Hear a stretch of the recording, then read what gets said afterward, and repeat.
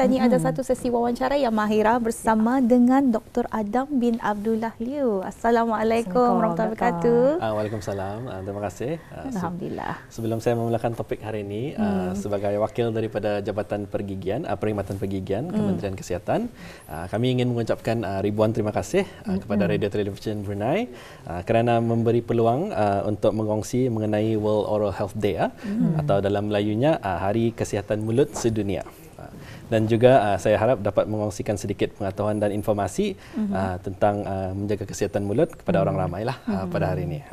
Alhamdulillah. Terima kasih doktor. Jadi kita teruskan saja ya dengan soalan yang pertama ya. Jadi bolehkah doktor memberikan sedikit sebanyak info mengenai World Oral Health Day ataupun Hari Kesihatan Mulut Sedunia ini? Hari Kesihatan Mulut Sedunia ini sebenarnya sudah diadakan pada tahun 2007, selalunya jatuh pada 20 Mac setiap tahun lah. Ini sudah ditentukan oleh Persatuan Pergigian Sedunia, World Dental Federation.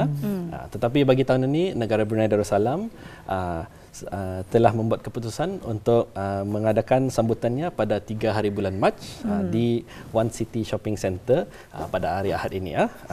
So ini nanti akan aku terangkan lagi sebentar lagi lah. Alhamdulillah. So Hari Kesihatan Mulut ini merupakan satu kempen kesihatan mulut yang terbesar dengan tujuannya untuk membantu mengurangkan beban penyakit mulut dan gigi dengan mempromosikan dan meningkatkan lagi kesedaran mengenai pencegahan dan atau kawalan penyakit tersebut. Ya. Sebabnya apa yang kami nampak penyakit mulut ini atau gigi memang tinggi kadarnya di kalangan orang ramai, bukan saja untuk orang Brunei lah, tapi di seluruh dunia juga. Dan kami rasa majoriti daripada penyakit gigi ini sebenarnya dapat dielakkan kalau dicegah dari awal sudah. Kerana orang mencegah lagi baguslah daripada merawat.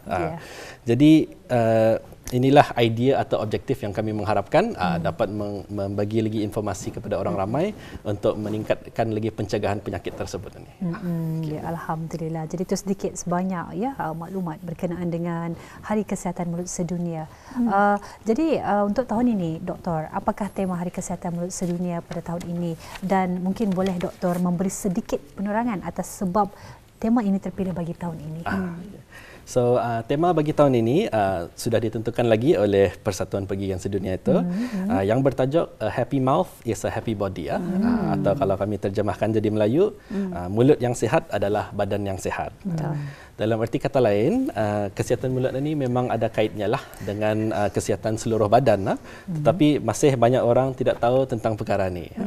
Ramai orang ingat kesihatan mulut ini alih-alih daripada kesihatan tubuh badan, tetapi ianya sebenarnya ini luruslah.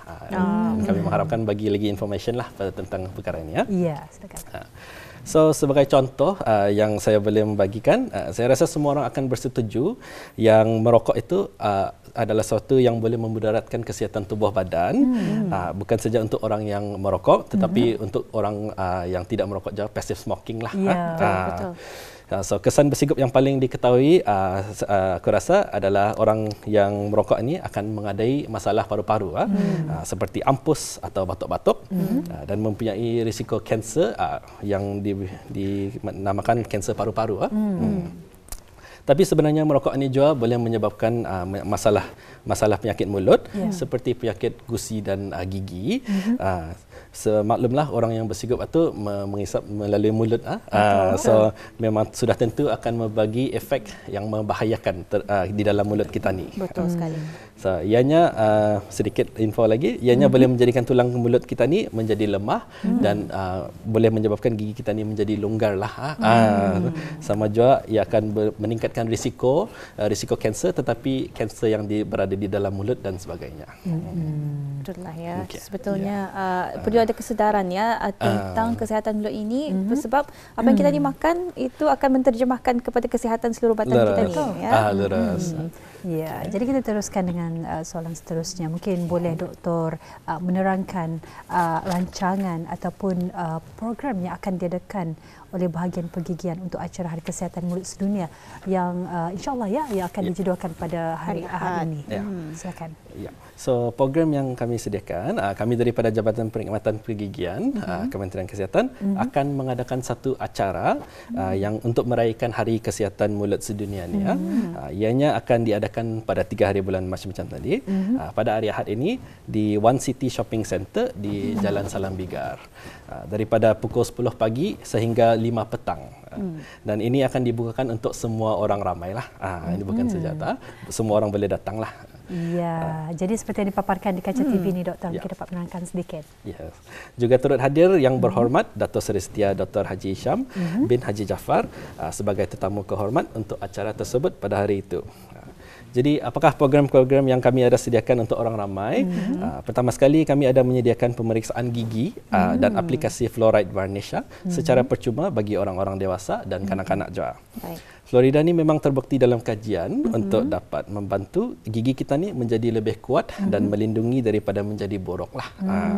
Okay. Ramai orang juga akan boleh mendapatkan nasihat daripada pakar-pakar pergigian yang sedia membantu di sana. Kami mempunyai berbagai booth, bukan saja doktor gigi daripada kerajaan tetapi daripada klinik-klinik swasta juga yang ada. Menarik. Contohnya kita boleh bertanya tentang fake braces atau veneer, braces yang palsu. Benda ini kami boleh nampak menjadi lebih popular lah pada masa sekarang, terutamanya dengan trend yang fashionable lah. Betul. Okay. Tetapi apa yang orang lain ini tahu, ianya boleh mendatangkan bahayanya sendiri juga. Betul sekali. Bagi mana-mana orang yang berminat untuk memasuki bidang pergigian sebagai kerjaya, ia ni juga peluang untuk bertanya cara-cara atau tips daripada pelbagai staf pergigian seperti doktor gigi, dental hygienist dan therapist dan juga dental assistant lah. So kami mengharapkan mendapat motivasi dan inspirasi daripada orang-orang mereka lah. Alhamdulillah. So last sekali, lepas itu kami juga ada menyediakan pelbagai jenis mainan dan cabutan bertuah yang ada hadiah-hadiah bersedia untuk dimenangi. Grand prize-nya ialah travel voucher sebanyak RM500 untuk 2 orang pemenang lah. So datanglah berjumpa kami pada hari Ahad ini di One City Shopping Centre. Alhamdulillah. Jadi jangan lepaskan peluang untuk mengikuti satu program betul sekali dengan Hari Kesihatan Mulut Sedunia 2024. InsyaAllah yang akan dijadualkan pada hari Ahad ini, iaitu 3 Mac 2024, bermula pada jam 10 pagi hingga 5 petang di One City Shopping Centre, Jalan Salam Bigar. Selain dapat kita ni membuat pemeriksaan gigi dan Auda boleh mendapatkan peluang untuk bertanya kepada pakar tentang kebimbangan gigi bis kita. Di samping itu ada permainan dan juga hadiah yang akan bakal bis kita menangi jika Auda memenanginya. Okey. Baiklah, untuk seterusnya ni, Doktor, adakah kesihatan mulut di negara Brunei Darussalam pada ketika ini berada di tahap yang bagus? Untuk menjawab soalan ini, saya perlu merujukkan kepada statistik yang telah diterbitkan oleh Kaji Selidik Kesihatan Mulut Kebangsaan di negara Brunei Darussalam daripada tahun 2015 ke 2017.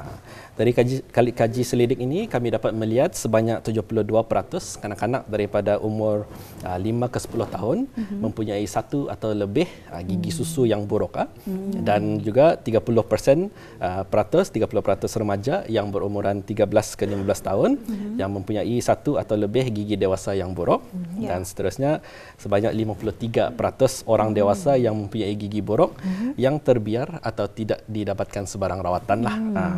So dalam erti kata boleh dikatakan bahawa penyakit mulut atau gigi di kalangan penduduk negara Brunei Darussalam memang tinggi, dan ini boleh menyebabkan permintaan atau demand yang tinggi untuk perkhidmatan rawatan gigi.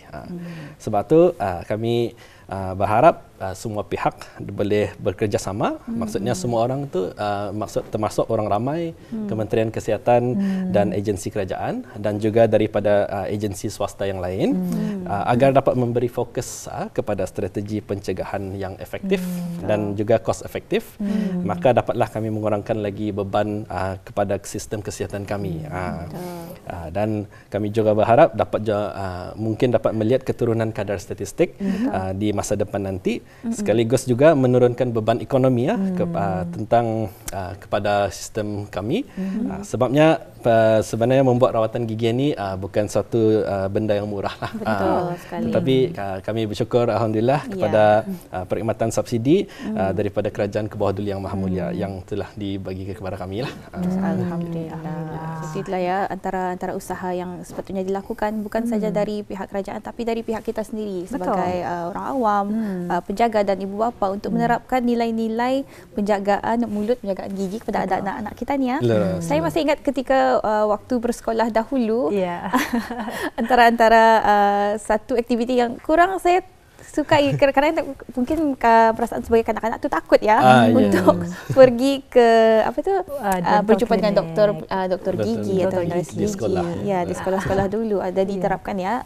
Setiap sekolah kerajaan dulu mempunyai salah seorang ahli perubatan, ahli doktor gigi untuk mencek apa keadaan gigi kita ni. Jadi mungkin itulah salah satu sebabnya ya.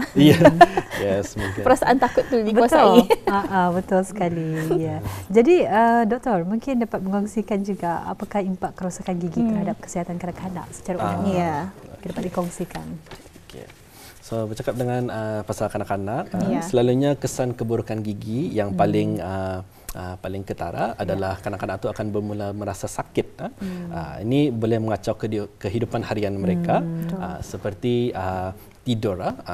Tidur ini memang boleh dikatakan penting untuk kanak-kanak kerana sampai juga ada kajian yang menunjukkan tidak cukup tidur atau tidur yang terkacau kanak-kanak boleh mengganggu perkembangan atau development mereka. Betul sekali. Tertakluk kepada umur, tetapi yang benar-benar bagi banyak impak adalah kepada kanak-kanak yang masih muda lagi lah. Betul.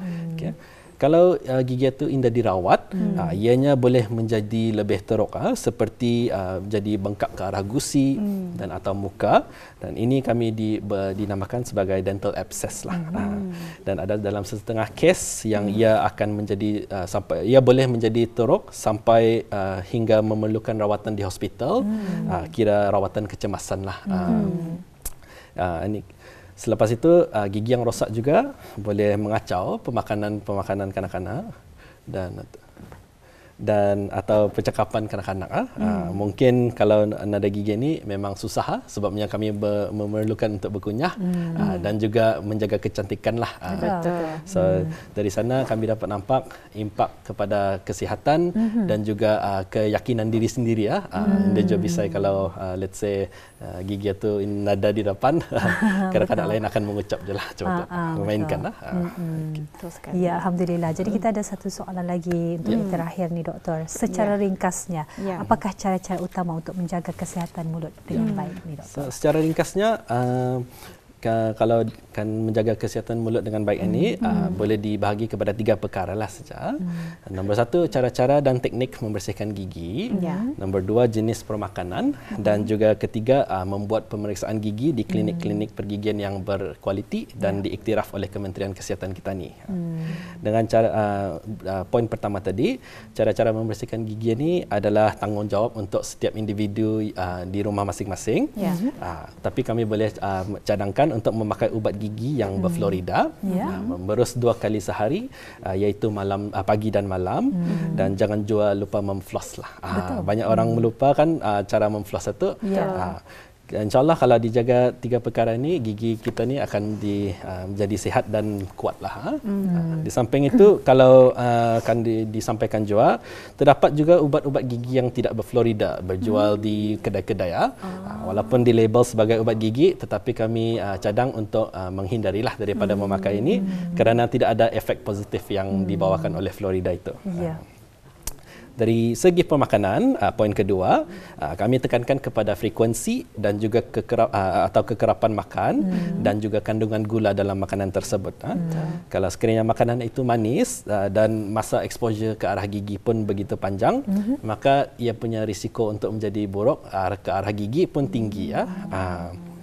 Contohnya kalau orang sekiranya berjalan-jalan apa, ia membeli minuman yang manis, minuman ringan, ia boleh menyebabkan mengambil masa panjang itu bakteria-bakteria pun akan mempunyai banyak masa untuk menghancurkan gigi kita ni lah. Ya, alhamdulillah. Jadi bagi bis kita yang mungkin ingin mendapatkan pertanyaan, dapatkan pemeriksaan gigi, jadi jangan lupa untuk pergi ke One City Shopping Centre Jalan Sambingkar ya pada hari Ahad 3 Mac 2024 bermula pada jam 10 pagi hingga 5 petang. Apapun kita ucapkan terima kasih kepada Yang Mulia Dr. Adam bin Abdullah Liew merupakan pegawai pergigian kerana berkesediaan untuk menjelaskan berkenaan dengan Hari Kesihatan Pergigian Sedunia. InsyaAllah kita akan jumpa lagi doktor. Assalamualaikum warahmatullahi wabarakatuh. Waalaikumsalam warahmatullahi wabarakatuh.